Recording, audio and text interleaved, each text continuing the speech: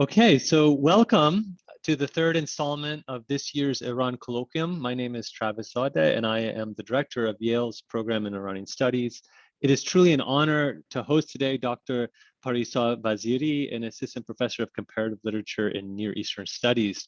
Dr. Vaziri joined Cornell in the fall of 2018 after earning her PhD in comparative literature and visual studies from the University of California, Irvine. Her research explores the legacies of Indian Ocean slavery from an interdisciplinary perspective. She is interested in the interconnections between the histories of enslavement in the Atlantic and Indian Ocean worlds, and the complex genealogies of racial difference that emerge through the longue durée of global African enslavement. Her forthcoming book, Racial Blackness and Indian Ocean Slavery, Iran's Media Archive, explores Iranian cinema as a site of historical transmission for the legacy of slavery in Iran. In both her research and teaching, she explores critical engagements with the category of the human and of normative subjectivity through critiques that have been articulated in Black studies, post-colonial studies, gender and sexuality studies, and media studies. The title of her talk today is Racial Blackness and Iranian Modernity, a cinematic anti-history. Dr. Vaziri will speak for about 50 minutes. This will be followed by questions and conversation. Do feel free to post any questions or comments you may have along the way in the Q&A section of this Zoom webinar. And now, without any further ado, I will turn the screen over to Dr. Vaziri. Thank you. Thank you so much, Travis, for that great introduction. And thank you again for inviting me to be part of this series. I also want to thank Marjan Wardaki and Marwa Khabour for their help with organizing all of the logistics of this talk. So this talk is based on my forthcoming book, as Travis mentioned, entitled Racial Blackness and Indian Ocean Slavery, Iran's Media Archive. In this project, I've been interested in thinking about representations of Blackness in Iranian cinema in the 20th century, particularly between the 1950s and 1980s. I look at generically disparate cinema, including film Farsi, which was a kind of commercial mode of filmmaking popular between the 1950s and 1970s, ethnographic documentary filmmaking in the 1960s, and the Iranian New Wave cinema, as well as some post-revolutionary cinema from the 80s.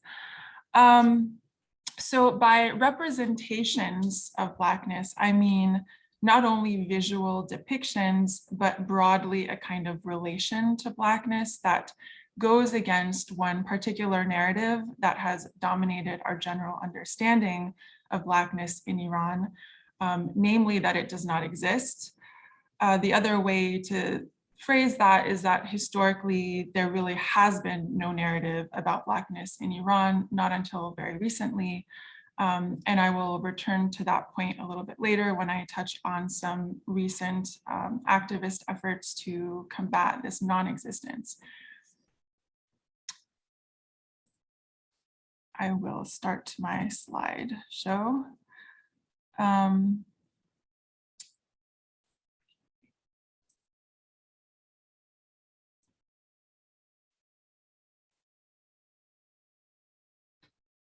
Okay, I guess it didn't start at the very beginning. Here we go. Okay, so I'll start by giving a general layout of what the talk will be like because it moves into a few different areas.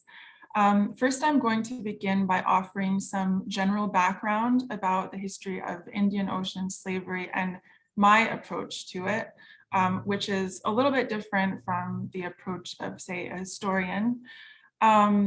Second, I'm going to invoke how I'm thinking about this history through Iranian cinema, specifically in relation to ethnographic filmmaking and the Iranian New Wave in the 1960s and 70s. And then third, I'm going to focus on one particular object of one of the films that I've written about, which is a spirit healing ritual called Zar, that is practiced by African descendants in not only the south of Iran, but throughout Southwest Asia and North Africa.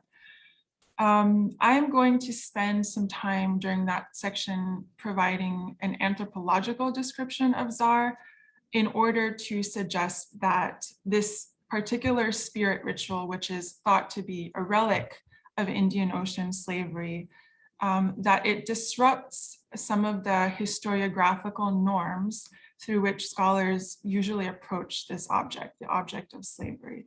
And my suggestion is that if we consider history to be grounded in traditional tropes of storage, retrieval, and chronology, then Czar, and in particular cinematic Czar, motivates a kind of anti-historical force. And I'll try to explain what I mean by that a little bit later.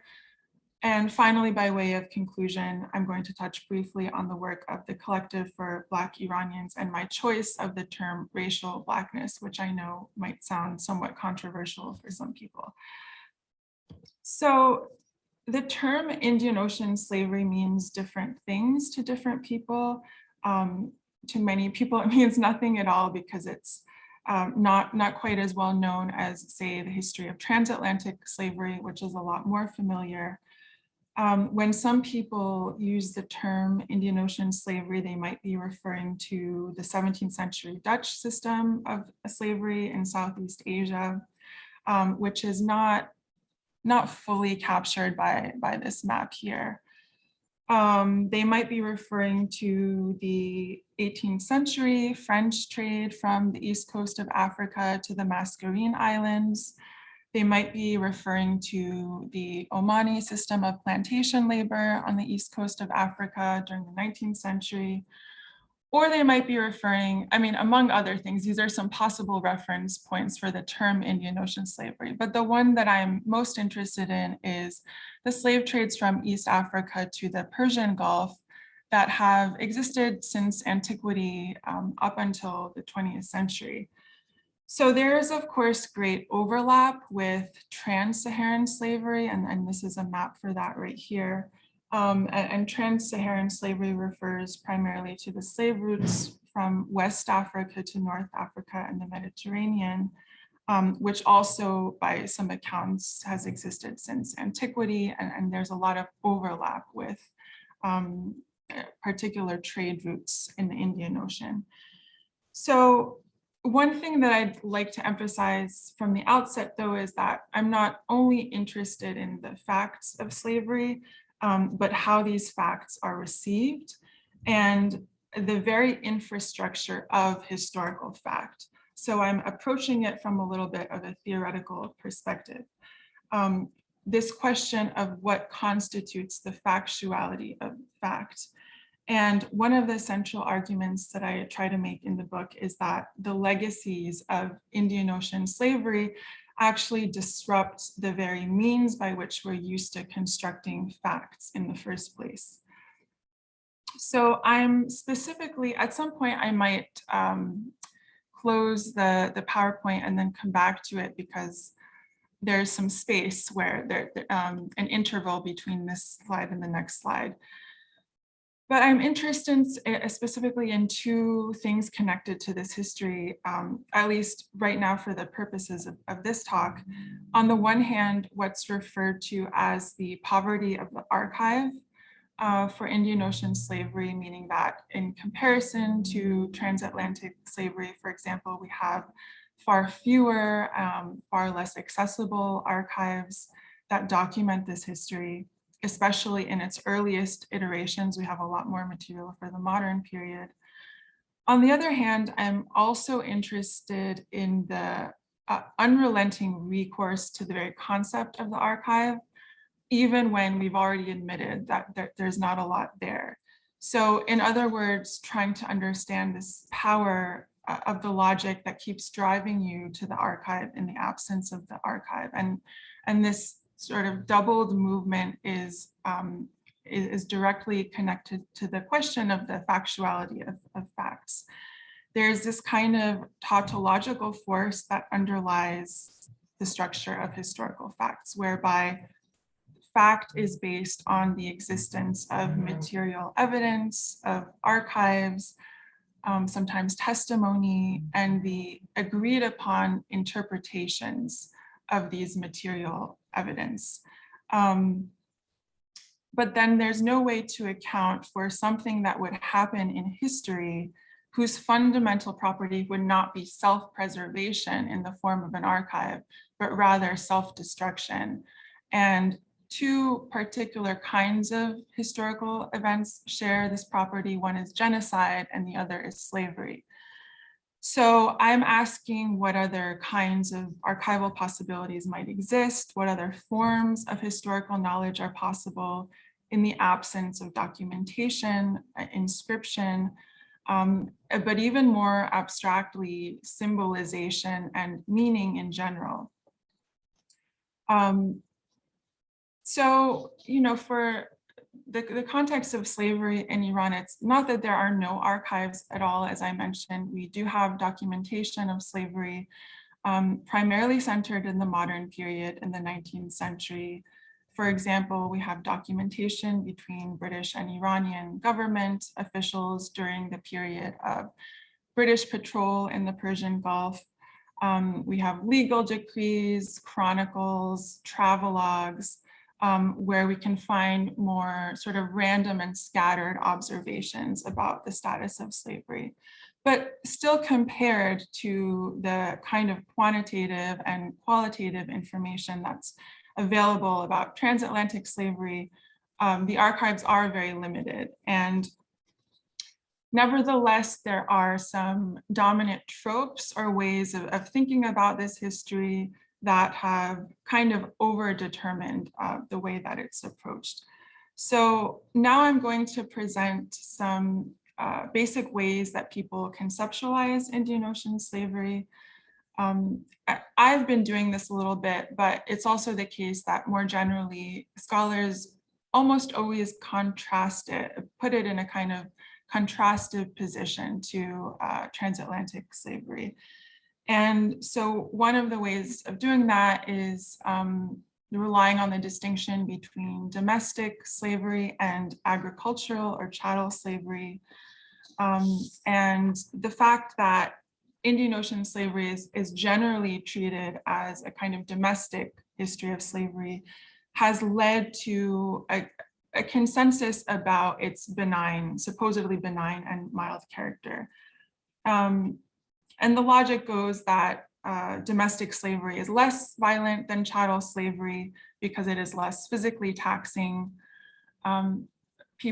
Scholars have pointed out, in recent years that this is obviously a gendered logic that ignores the violence of a sexual violation, which is a very constitutive part of domestic slavery. So this idea is sometimes referred to as the good treatment thesis, and it's being challenged more and more from different angles, sometimes by trying to argue that the idea that Indian Ocean slavery was primarily domestic it is actually wrong, that there was agricultural slavery in the Persian Gulf and the Arabian Peninsula. And so essentially showing that Indian Ocean slavery was propelled by similar forces, similar economic forces that fueled transatlantic slavery. And so contesting this image of Indian Ocean slavery as being just completely non-productive and outside of political economy. The other major distinction is between racial and non-racial slavery. And the logic of non-racial slavery is pretty simple. It's premised on two main observations. First, that there's no correlating concept of race, commensurate with the concept of race as it was developed in 18th century Germany and mobilized throughout Europe and the Americas. No such correlating concept of race existed in Indian Ocean societies.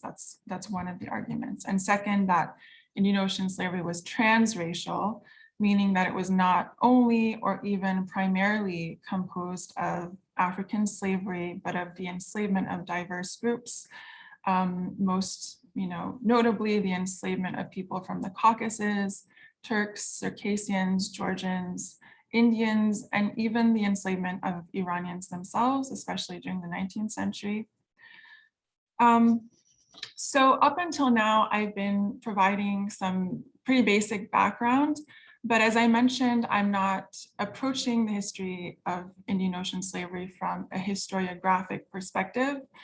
And there are different reasons why I'm interested in visual culture and cinema specifically for rethinking these broad generalizations that have been made. And it's not because I think that a cinema can be thought on the normative model of the archive, or that it necessarily communicates any fundamental information at all. If we think about the communication of information as a kind of simple transmission of facts. But rather, I think that a cinema can inspire a kind of archival possibility and articulate different forms of memory and forgetting, different forms that the memory and forgetting of slavery can take. And one particular way I arrived at this question of cinema as a form of archival possibility was through the relation between ethnographic filmmaking and the Iranian New Wave, as I mentioned at the beginning. Let's see if I can move this slide. I was planning to.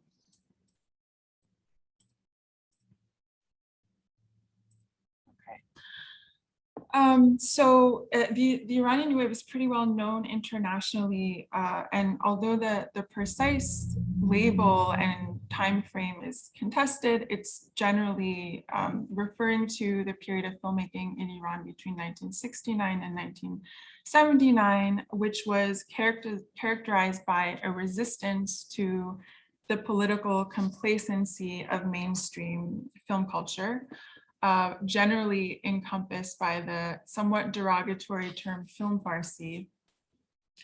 And the dominant characteristics of the New Wave sort of resembles the dominant characteristics of other global film New Wave movements, including abstraction, self-reflexivity, innovative approaches to the question of the human, less emphasis on narrative and more on images and affect and atmosphere for their own sake. But apart from the terminology and characteristics of this particular period, I've been interested in the relationship between the New Wave and ethnographic filmmaking from the same time period. So during the 1960s and 1970s, Iranian filmmakers engaged in a kind of ethnographic documentary filmmaking movement that could be characterized as salvage documentary. Salvage documentary is a kind of preservation of indigenous forms of life that were thought to be decaying under modernization. And this ethnographic documentary movement was supported by the Ministry of Culture and Arts, by the National Iranian Radio and Television Network, and was part of the ongoing project of constructing Iranian nationalism and also building up Iran's international image. So there's a chapter of the book where I focus on this specifically, the relationship between ethnography and New Wave film. And I focus on the filmmaker Nasser Taqvai's film Bad Jinn, or Wind of Jinn, from 1970, as well as his lesser known documentary called Musiqi Junub, or Music of the South, which was made during the same time period. And I've published that, elsewhere, but I wanted to return to it here again in this talk because this chapter, in particular, the object of the film, which is Zar, takes on an important methodological function for me. And so I'm going to spend the next few minutes kind of talking about the actual anthropological object of Zar rather than approaching it through cinema, although I will return back to the question of how it was approached cinematically, or at least I'll get to touch on that a little bit. But you can sort of get some visual understanding of what participating in this ritual might feel like by looking at these film stills from the documentary there are many different documentaries that now exist about Tsar, of course, and that are not, only concentrated in the south of Iran, but are chronicling Tsar rituals throughout Southwest Asia and North Africa. So Tsar is a kind of spirit healing ritual, as I just mentioned. It's distinct from spirit possession, however, and it's generally thought to constitute a trace of Indian Ocean slavery because of the way that it kind of spread throughout the area alongside with the movement of African slaves throughout Southwest Asia and North Africa. So it can be found, in Iran, in the Arabian Peninsula, in Egypt, in parts of Turkey, parts of Southeast Asia, East Africa, North Africa. And one thing that's kind of interesting is that, even though they don't share any geographical borders, if you look at the ethnographic material about Tsar in the south of Iran, for example, and compare that to some of the ethnographic materials about Tsar as it is practiced in the Sudan, you'll see, or in Ethiopia, there are a lot of similarities. One of those similarities is the importance of Black leaders in the ritual, as well as Black participants. And the basic framework for Tsar is therapeutic, but it encompasses an entire cosmology that includes acceptance of the existence of invisible forces. They're called Bad in Persian, wind. In some parts of the Arabic-speaking world, they're called Rih or Ruh. These spirits take over a person's body and behavior and affect.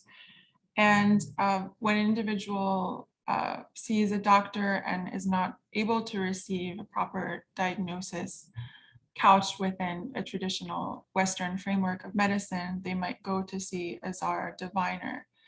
And if it is decided that this individual is afflicted by these winds, then there will be a ceremony where the community of Tsar participants will also join for this ceremony. And one of the central aspects of the ceremony, I mean, it's a very elaborate, and I'm again kind of offering a very broad overview of it because that's all I can really do with the time given. But one of the central aspects is music, and in particular drumming. So you'll see that Tsar shares this characteristic, this centrality of music with other healing spirit rituals that are practiced more so in North Africa, like Stambeli in Tunisia, Gnawa in Morocco, Diwan, which is practiced in Algeria, but they all have kind of similar genealogies. I can play now a short clip from the film to give you a sense, a better sense of what this ritual looks like. If you give me one moment to reshare my screen on the video.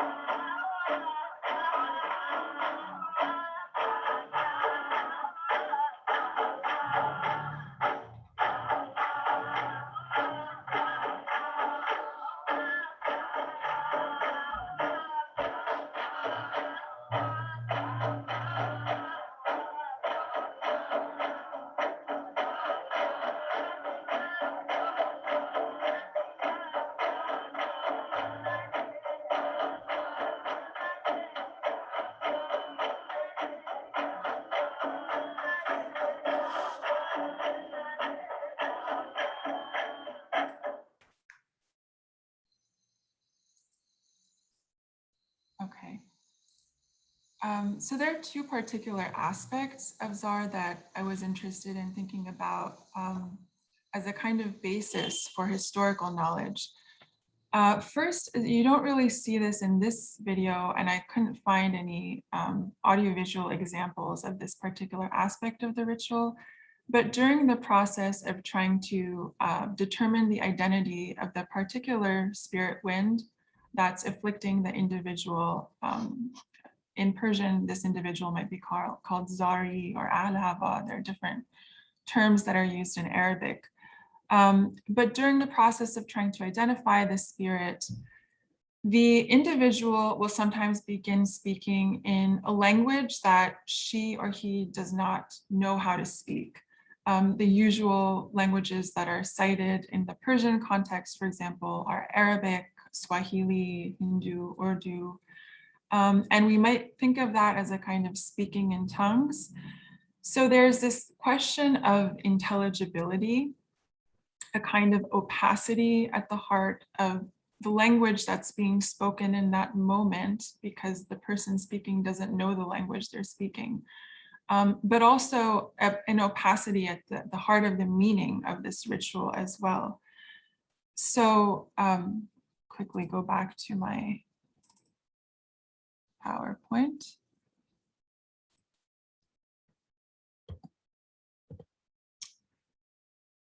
So here are some quotes for a number of different studies of Zar and related spirit possession, spirit rituals that I mentioned. The one here is Stambeli. So on first hearing the cantations in Zar, it is very hard to distinguish the words. In Tunisian Stambeli, the nasal, understated delivery of the lyrics contrasts with the ideals of enunciation in Arabic music, and is not explicitly concerned with the human listener's comprehension of words. Trance is a being away, to be out of one's senses, to go absent. In trance, there is cessation of inner language and an opening or clearing of interior space. So, although I've spent the last few minutes offering a kind of anthropological description of Zar, again, my approach is not necessarily anthropological. I'm trying to think about Zar and spirit healing ritual more generally as a kind of imaginative orientation toward the real, rather than a rational object to be feverishly interpreted away or historicized, although those things are also interesting.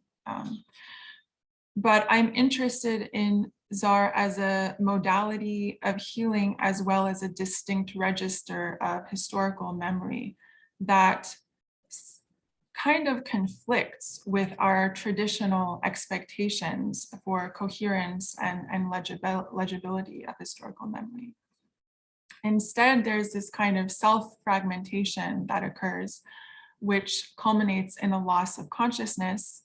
And in fact, without this moment of loss of consciousness, the ritual can't really be said to be successful. This is really important, that the individual kind of loses herself. Just going to quickly check on these messages here to make sure. Okay. Okay. So one of the ways that there's this kind of materialization of a particular symbolic register in Zar, but then an annihilation of that symbolic register. And one of the ways that that takes place is through the rejection of the gaze. And you saw that in the short clip that I played, where at the moment where the individual is entering into trance, another participant covered him with a white sheet. And the purpose of that white sheet is to shield the gaze, to shield our gaze, we who are watching this. And so what does it mean that we're trying to look at something that is in fact not detectable to the human gaze, and nor is it necessarily intelligible? If we think back to some of the quotes about language that are up here. Am I in the right mode of PowerPoint? Can someone send me a quick message about that? Because I saw that I received a message earlier that I was in presenter mode. Okay, great. Okay, so I've now kind of introduced my methodological dimension of my engagement with spirit ritual, but now I'm going to turn back to what I was talking about a little bit earlier in terms of the presence of Zar in Iranian aesthetic modernity, which I didn't fully get into, and I'm not fully, unfortunately, going to get into it, but I'm going to touch on it a little bit more. So I mentioned Tagvai's film from 1970.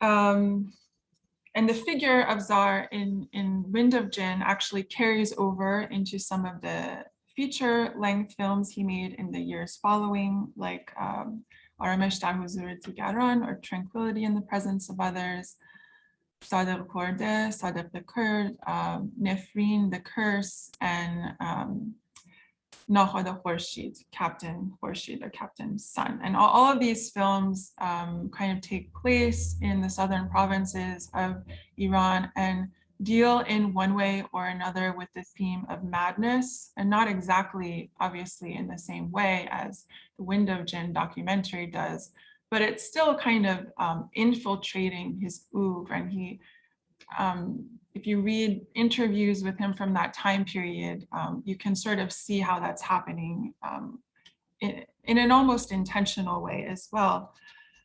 So Zar is here in Tagvai's film, but it was not only, I mean, there are other writers and artists who were interested in this particular spirit ritual in the 1960s. And actually, Wind of Jinn was based on an ethnographic monograph that was written by a famous modernist writer and playwright, Ghulam Hossein Saadi. So it kind of exemplifies this mid-century fascination with trance that is also not specific to Iran. We can think about parallel examples when we think about the French New Wave, for example, and the relationship between Jean Rouch and his ethnographic documentaries, its influence on the French New Wave. So there is this interesting question about aesthetic modernism's fascination, just generally with spirit possession, as an expression of a general dissatisfaction with modern civic subjectivity, the ego-driven subject that is so central to modernity. And at the same time, there's this kind of anxiety about spirit possession and its relation to Blackness. On the one hand, Blackness appears as this kind of signature of the primordial, while on the other hand, producing a kind of anxiety of contamination and marking, actually figuring the destructions of modernity itself.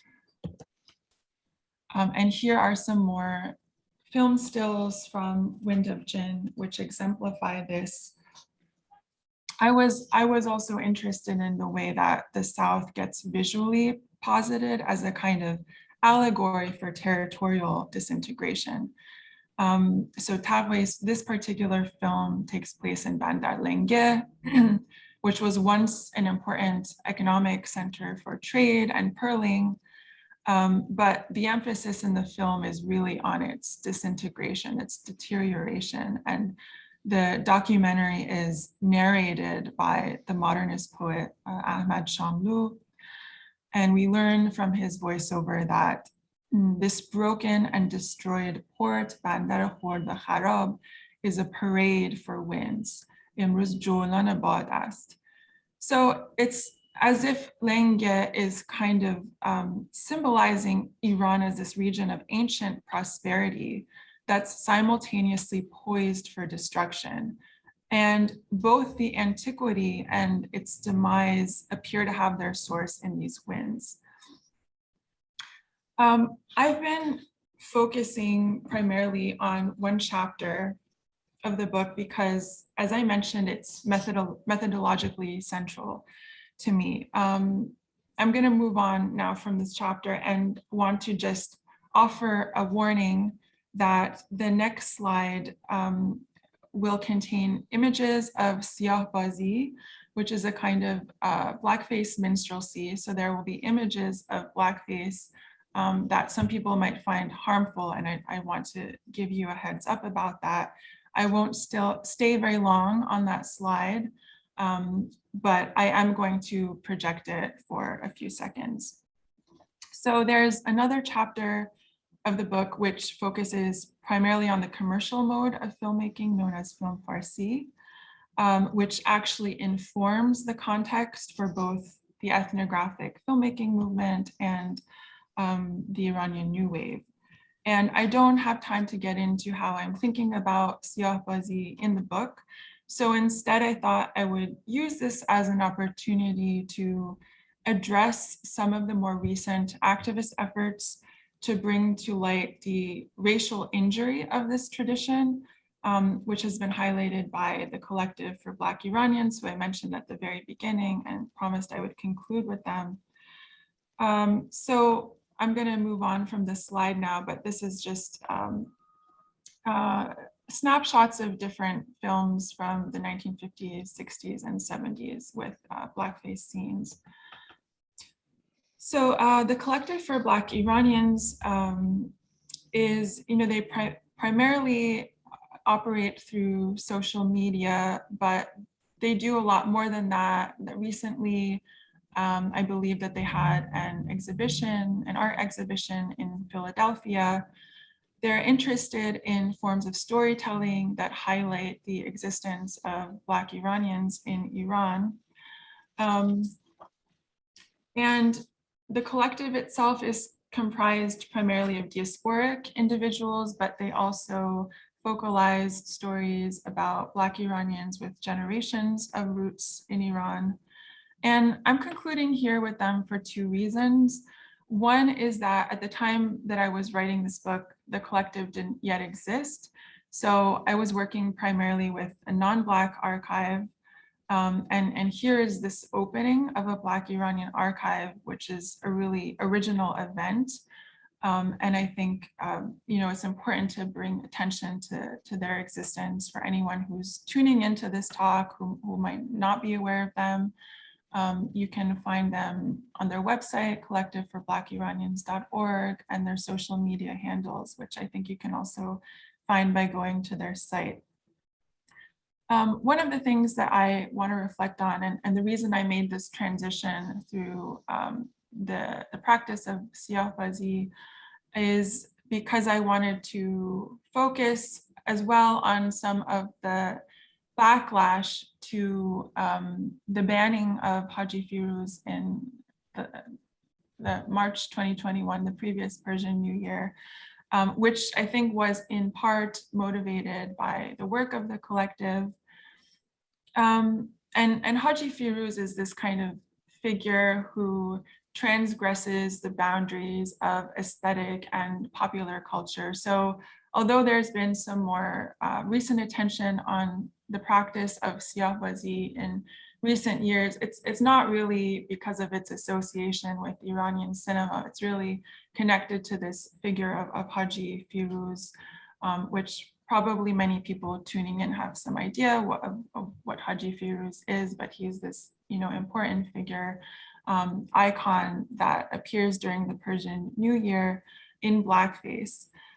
And if you were not aware of the event in March or the banning, the deputy mayor of Iran for social and cultural affairs decided to ban this figure during the previous New Year. And that garnered really kind of polar opposite reactions from people, some of whom were pleased, but there was also a lot of backlash against the ban.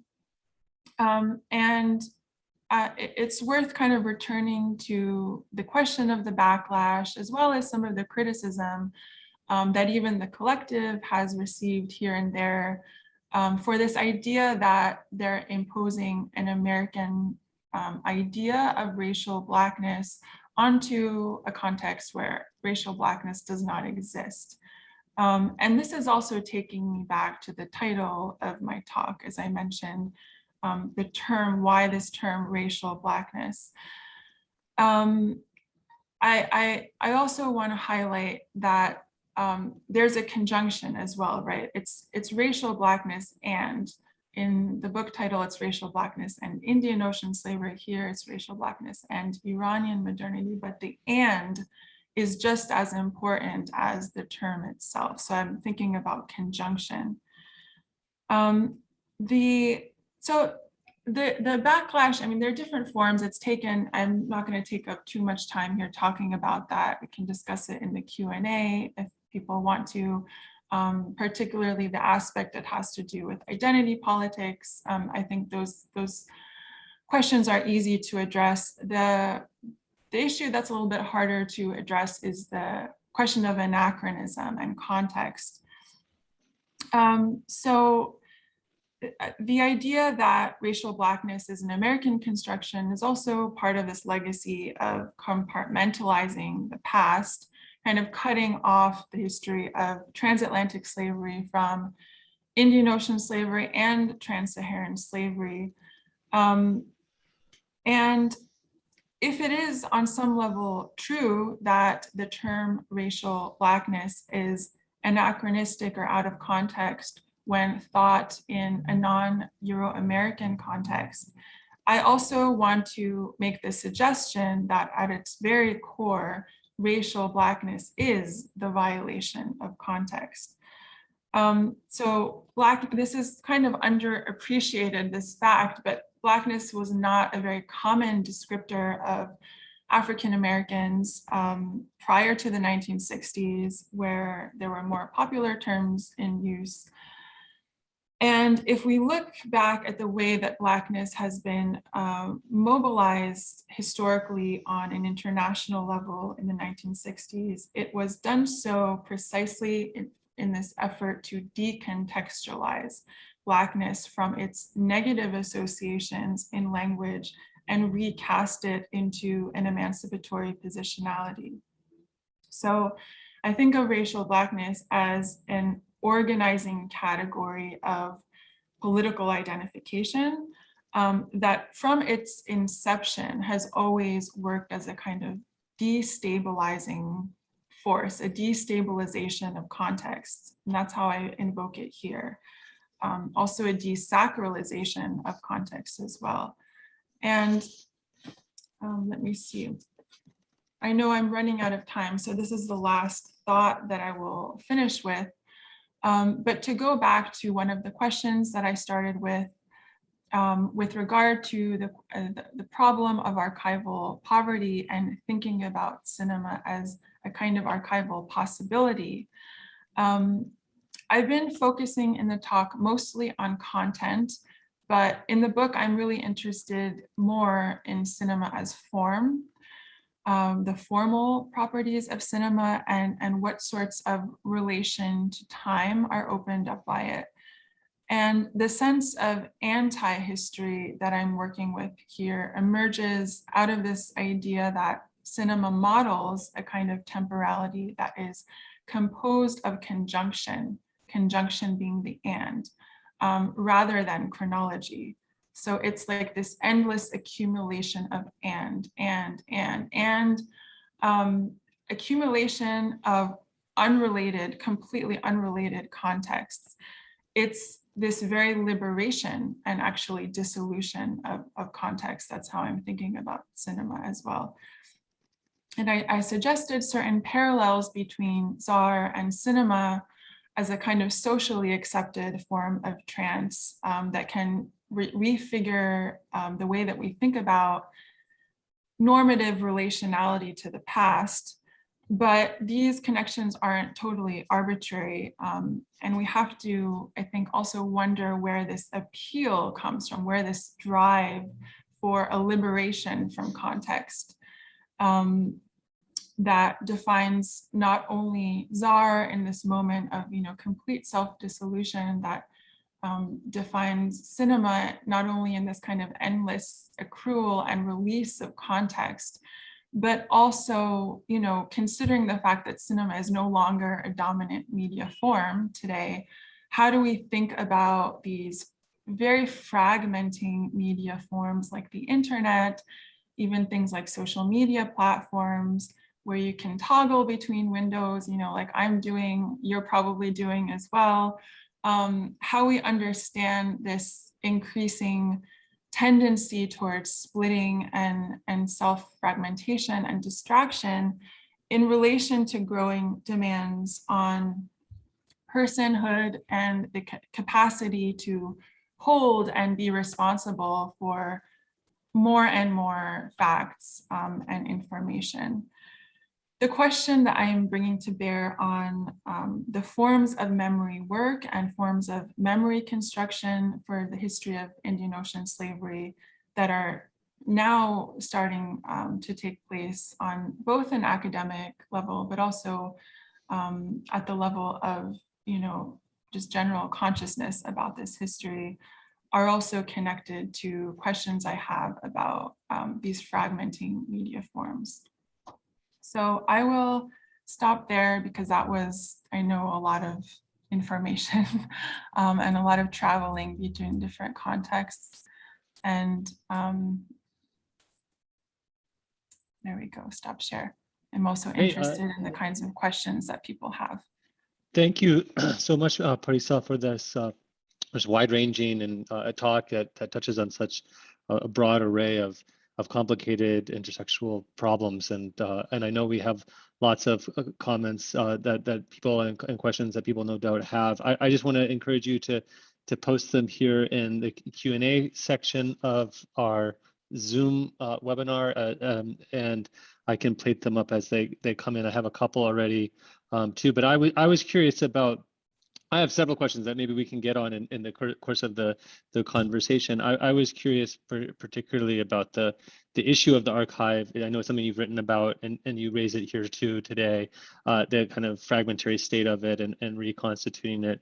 And then you end with this notion of reimagining, reconfiguring an archive. You talk about the collective, and that is kind of giving you access to a new type of archive, or potentially, or it's made you think in new terms.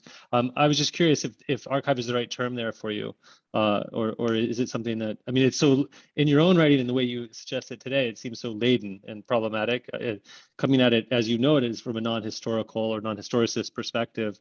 Yeah, I'd just like to hear more about it.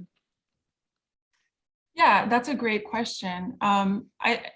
In fact, you're absolutely right. Archive is not the right term, but that's also the reason why I use it, because it's hard to imagine a history without an archive. I mean, no one has written a history without an archive, and so I think it's important to address the kind of questions that are leading me to this particular approach to the history of slavery through the archive, because it's not like you can ignore the fact that this is the way historical facts are constructed. You have to kind of address that and also explain why it might be necessary to look for different kinds of possibilities when the archive isn't there, rather than simply kind of stating that, we have.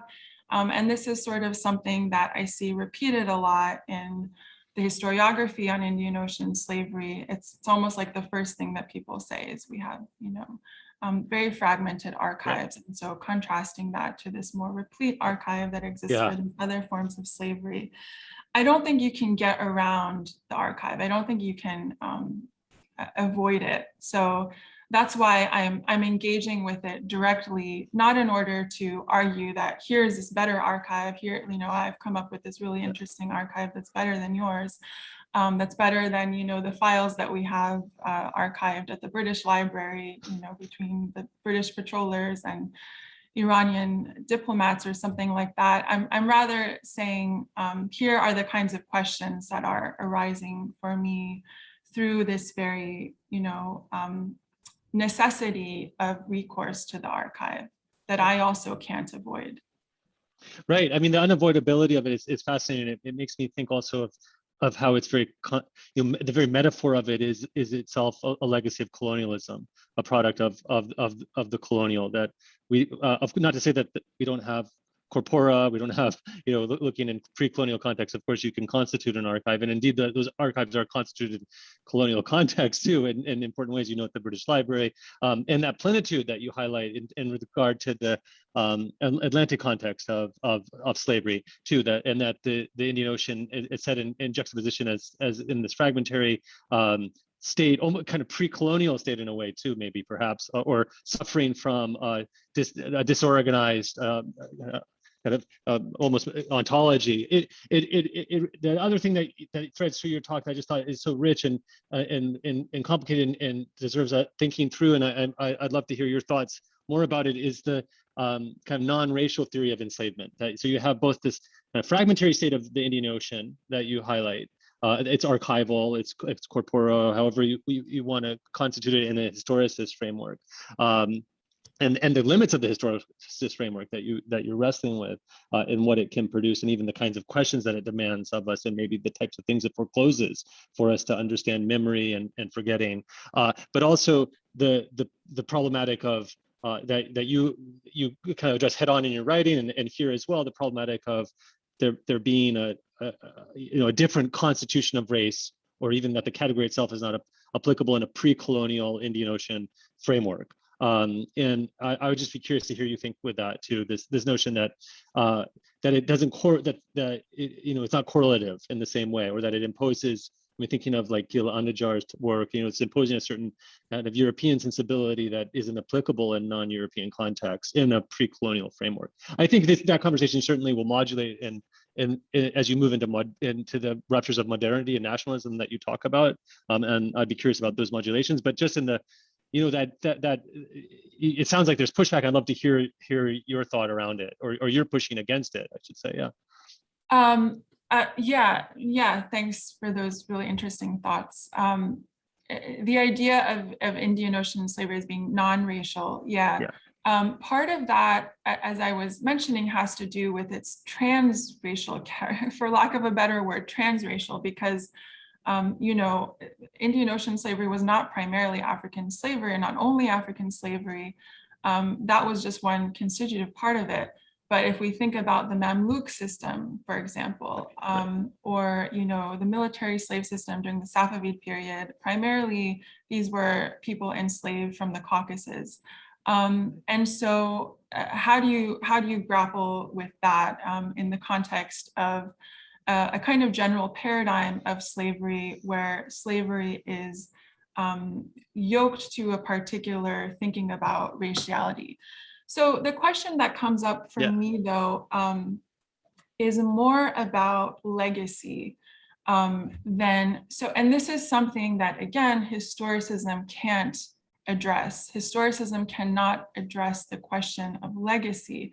So although it can give us historical facts about, say, the constitution of different enslaved peoples during different periods of history, it cannot explain the way that the legacy of slavery has sort of attached itself to Blackness in a particular way, in a way that it has not done with people from the Caucasus, that it has not done with people from Turks, it has not done with Iranians who also have been enslaved, but there's not this kind of legacy of an association between Iranianness and slavery, whereas you do have that with Blackness, and one of the sort of paradigmatic figures for that is Haji Firuz. And one of the things that's so interesting about Haji Firuz, I think, and a sort of part of the way that I've tried to address not only Haji Firuz, but Siyahbazi more generally, is the fact that there's this overwhelming power of mythology here. So, as many people might know, there's this other narrative about Haji Firuz and Siyahbazi that sort of grounds this figure and grounds this practice in the ancient practice of women blackening their faces during, Sumerian mourning rituals. There are other theories that kind of take it back to Zoroastrian fire tending rituals, things like that. really like ancient history. And there's no real evidence, right, for these kinds of speculations. They're just pure speculations. And yet there's this overwhelming power that these mythologies have, that these narratives have, so that somehow they become so entrenched. If we're thinking particularly within the Iranian context, in Iranian popular consciousness about Haji Firuz, these are the dominant narratives. And then there's like a little bit more, the recent scholarship that's coming out, that's including my own, that's trying to situate these practices in relation to the history of African slavery. Those are there, but they're by no means the dominant narratives about these figures. So I mentioned that because, the power of mythology is also connected to this question of legacy, and sort of prompts me to wonder whether we can really address particular aspects of history simply by recourse to historical facts, or whether there's another way that we have to think about it that is grappling with the power of these narratives. Yeah, I'm looking here in the Q&A, a series of questions that have come up, but the navigating these spaces, as you say, in the kind of complexity of historical memory, how it's put into the service of certain types of things, and also effacing other ways of remembering and replacing. I do wonder if for you, if the kind of colonial ruptures, or the movement of nationalism, movements of various forms of nationalism, inflect this in particular ways that are that are inform the.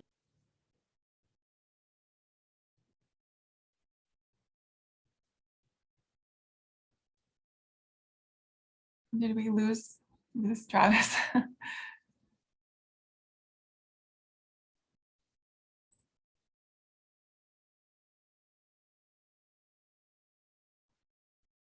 Okay. Okay, well, while we're waiting for him to come back, I can address the partial question about nationalism. Yeah, so there is this particular way that the discourse on race in Iran has taken shape. And it's very much focused on the modern period, and in particular, really the 20th century, and trying to think about the way that the racial theories of Aryanism, of Indo-European, he's back. So the modern scholarship is really trying to think about racial taxonomy in these terms, in the ways in which they were inherited in the late 19th century, early 20th century by Iranian literati and intellectuals, these sort of discourses that were that come out of 19th century comparative philology, that kind of conceptualize Iran as this Indo-European nation. So there has been a lot of attention to the taxonomic impulse of the 20th century, and that's really important scholarship. I think, though, that one of the things that gets missed when we only focus on the modern period, as well as this sort of the taxonomic drive of the modern period, is that we miss the kind of depth that's there under the very concept of the racial. The racial is not only a taxonomic concept, it's sort of deeply layered. And so, for example, there's been, hi, are you back, Travis? I'm back on my phone. Okay. I'm so sorry. I somehow dropped out. Yeah. Well, I was trying to address part of your question that had to do with the, how nationalism figures in all of this, and trying to address the way that scholars have approached the question of raciality in Iran in the modern period with regard to nationalism, and the absorption of the Indo-European thesis that comes out of comparative philology, how those were mobilized during really both Pahlavi regimes in the 20th century. So yeah, there's been this focus on that. And I think more recently, there's also been some, a little bit of an attempt to scale back and kind of wonder whether it's been overstated, the kind of anti-Islamic dimension of Persian nationalism, the anti-Arabness of Persian nationalism, and whether we can also find different genealogies where you have Persian nationalists who are not necessarily anti-Arab or anti-Islamic, they're actually interested in promoting those particular aspects of Islam that they believe contributes to, what the idea of a good civilization, what is a powerful civilization, what is a good civilization, and sort of finding those things in the overlap between the genealogy of Islam with Persianate history, Persianate literary culture. So there's been this kind of like scaling back of that whole narrative where the focus is on Persian nationalism's anti-Islamic, character, anti-Arab character. So that's interesting actually, because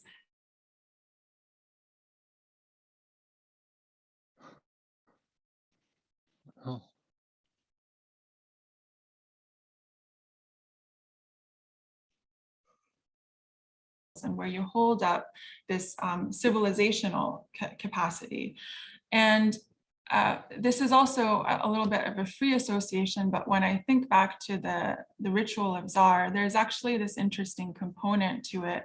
The pantheon, first of all, is really elaborate and varies very much, not only between regional contexts, but even between, the way that one Zar adept might practice it in one neighborhood and the way that another one in a different neighborhood might practice, the way that this pantheon gets conceptualized. But one of the things that sort of remains consistent across these conceptualizations of the cosmology of Zar is this distinction between white and black winds. And so there's this, even in the documentary that I played a clip of, which is based on Ghulam Hossein Saadi's monograph, Ahl Hava, People of the Wind, there's this line there where he says, the Persian and Indian winds, though frightening, don't compare to, the enormous and very terrifying African winds. There is actually this distinction between Black and African winds and so-called white winds, Muslim winds. That's not only the case in Iran, you also see that in the ethnographic literature on Zar in the Sudan, for example. And so the winds are kind of categorized according to how wild or civilized they are. And it's always the Black winds that are the most uncivilized, the most wild, and that are sort of the hardest to bring down. And sometimes when someone is thought to be afflicted by a Black wind, they're just simply thought to be uncurable. Like this wind is not even going to be civilized, it's not going to be humanized.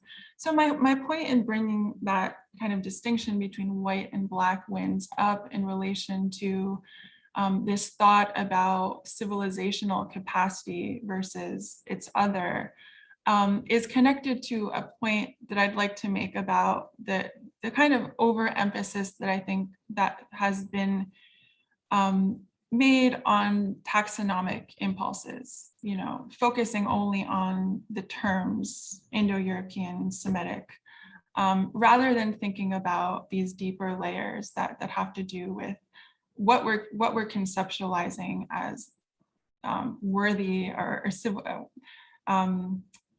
as having the capacity for civilization, and what does not have the capacity, which is essentially the capacity to be human. Right. I mean, that evokes so much to me. I apologize for dropping out. I also seem to have lost the thread of Q&A. So there, if you have some, I think some are coming my way now. So for our participants, please send your questions if you have them. You may be able to see some of them yourself, Parisa, but so if you want to address them in the course of our conversation too, you can. There's a couple coming in right now as well. I could kind of ask a variety of questions, but let's turn it over to some of these questions that are now just coming my way. You might be able to see them too. Do you want to pick up any of them? Can you see them in the Q&A function? Yeah, maybe could I look through for a moment? Yeah, and I maybe as you look through, I was just going to add this, the civilizational capacity is so interesting, and yet it also makes me think of how, like you've been pointing out, so much of our vocabulary is predetermined, like even the concept of civilization as this 18th century legacy that we have. Not to say that there aren't colonial ways of imagining group identities and whole like superstructures, and yet it is such a kind of predetermined conversation that we have when we talk about a civilization, right? That it presupposes a whole set of hierarchical orders that are wedded to the very notion of the modern in some fashion. And it's of course it's not that there weren't pre-colonial, pre-modern ways of imagining large collectives, but it goes to say that our conversations are so predetermined in many ways, just in the vocabulary that we have access to. I don't know if any of this is any of these questions. So there was one that was asked the earliest, I think. Kathy, or no? Kathy, yeah. Kathy Foley's question about the black clown in Southeast Asia is a high god of the universe and first principle of the material world, not particularly associated with African slavery and American traditions of color or blackface. Mubarak has many of the characteristics of this transnational puppet clown that also has the human siyah manifestation. Might be related to indigenous peoples in the Southeast Asian context, but black clown is seen on monuments from the 12th century and may be part of the constitution of the black clown that is tantric black, not just the African slave trade. This is a great question. And I sort of touched maybe on a kind of response a little bit earlier in terms of the way that I'm approaching Siyahbazi. I wasn't really able to push it in the talk, but the way that I'm thinking about it in the book, which is that I don't think we can resolve from a historiographical perspective the origin of Siyahbazi or necessarily even Haji Firuz. I think that there are definitely characteristics of the practice which reactivate the figure of the African slave. If we think about the way that he addresses his master, this sort of warbled speech, warbled effeminate speech that he has, which is, kind of evocative of African eunuchs during the Safavid period. So there are definitely resonances between the siyah of Siyahbazi and Haji Firuz and African slavery. I think that's undeniable. I see that as undeniable, but at the same time, I'm not also making the argument that you couldn't find earlier iterations that might have a different kind of genealogy, and that these different genealogies didn't kind of intermix, over the centuries and produce something completely different than what existed in the past. With regard to the idea that there might be reference to indigenous peoples of Southeast Asia, that's also possible. So I think rather than approaching the question of origin or from a historiographical perspective, or even of necessarily thinking that the question of the origin is something that can be answered at all, I've really been more interested in thinking about the force of mythology here. And if we think about masking itself, this is really a kind of primordial tradition, the tradition of masking. It's like prior to the distinction between myth and history. So if there is an origin to Siyahbazi, I think it's buried in deep history.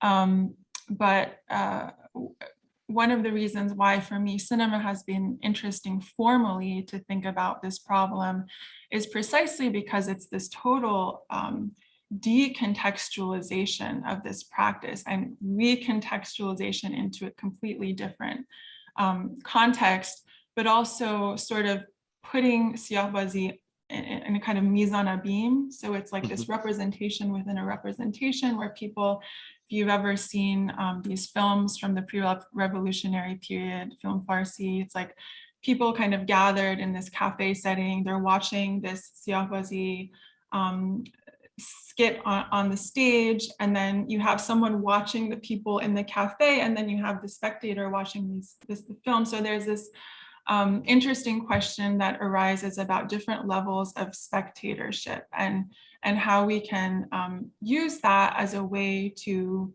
kind of think about other ways of approaching the genealogy or really the meaning of Siyahbazi other than through a simply kind of conventional historiographic perspective.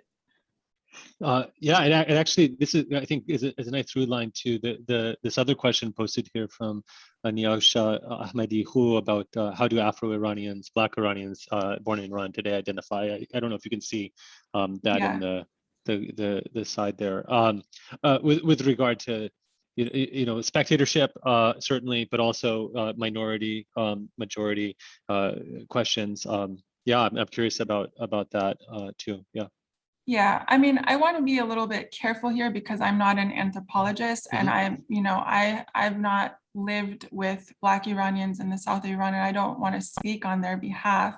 I think, though, from what I understand, people do categorize or refer to themselves as siyahpust, which is a term for Black, and that's often used in a derogatory way, especially when it's called out kind of on the street, and that does happen to people.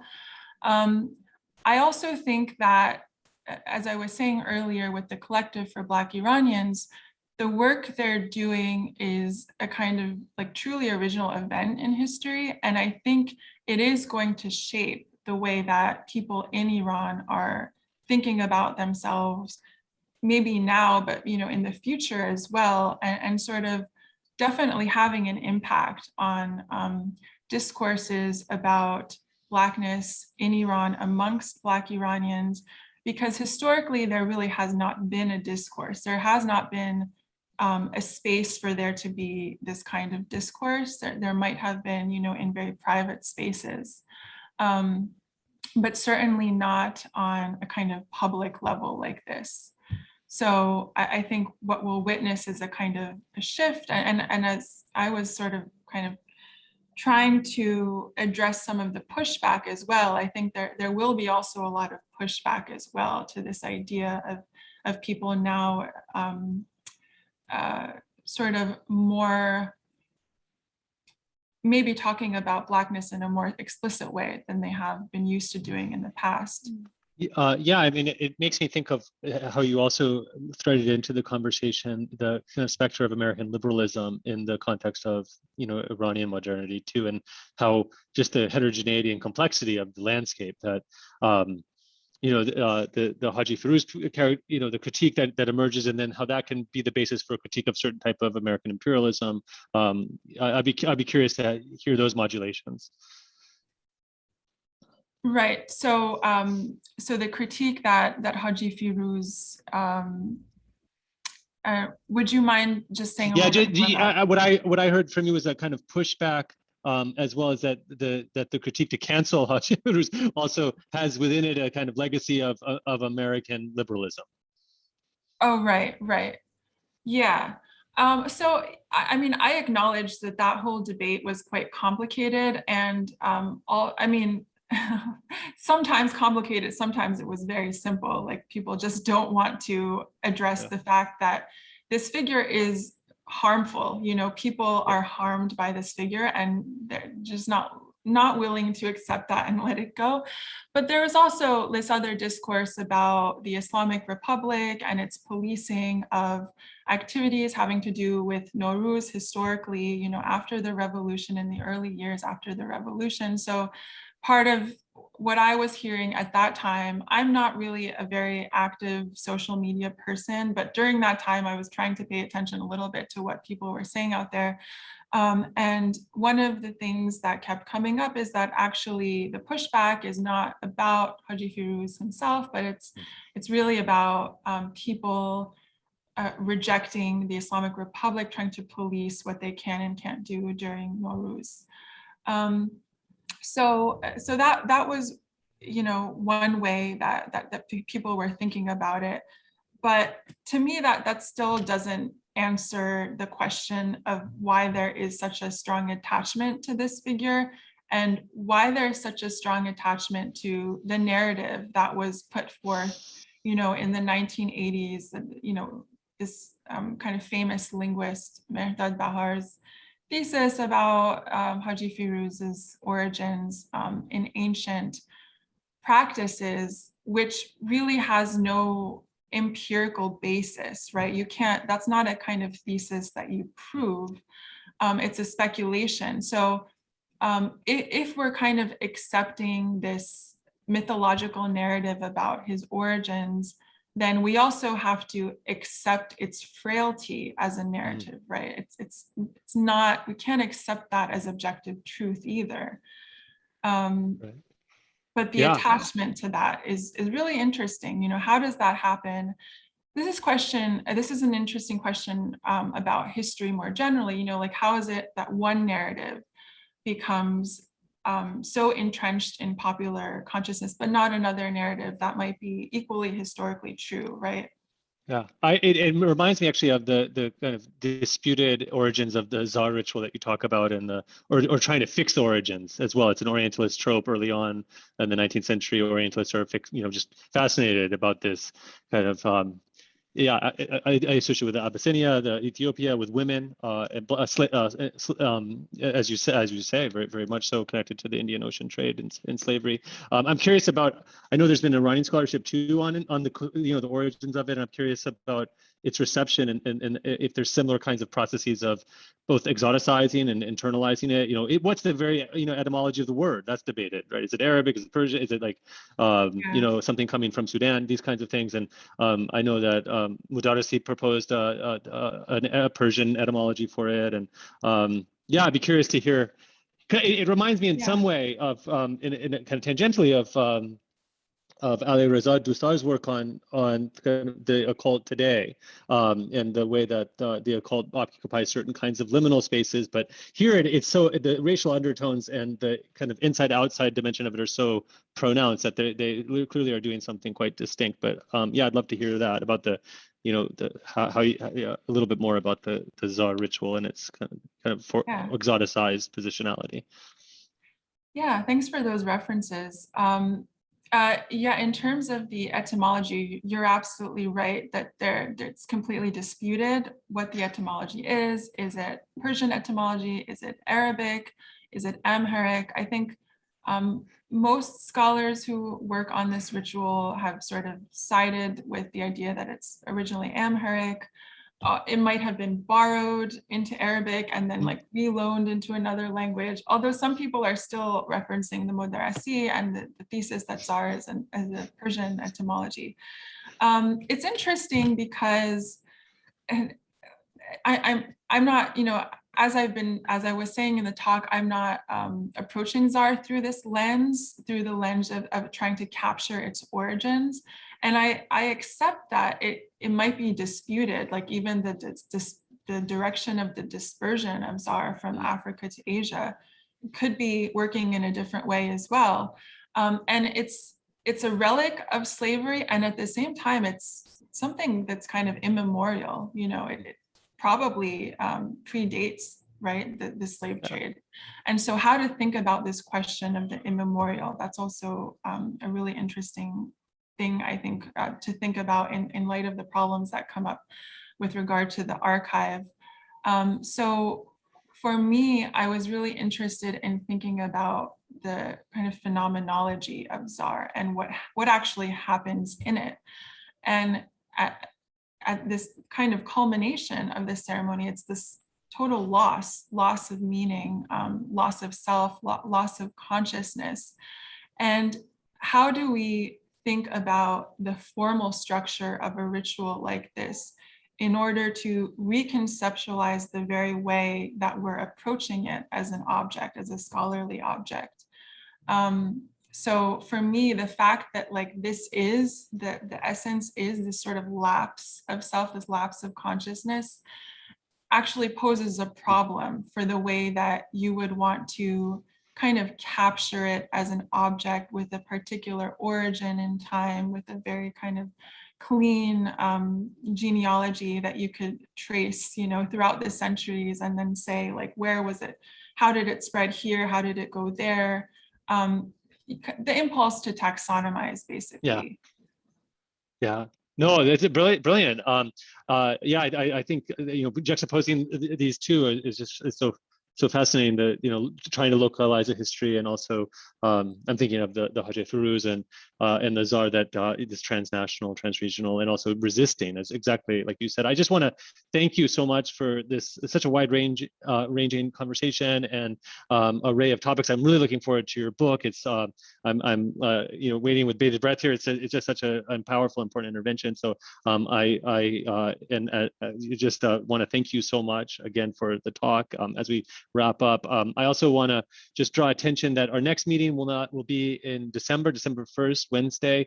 We'll be joined by Mejgan Masoumi from Stanford University, who'll speak about radio in Afghanistan.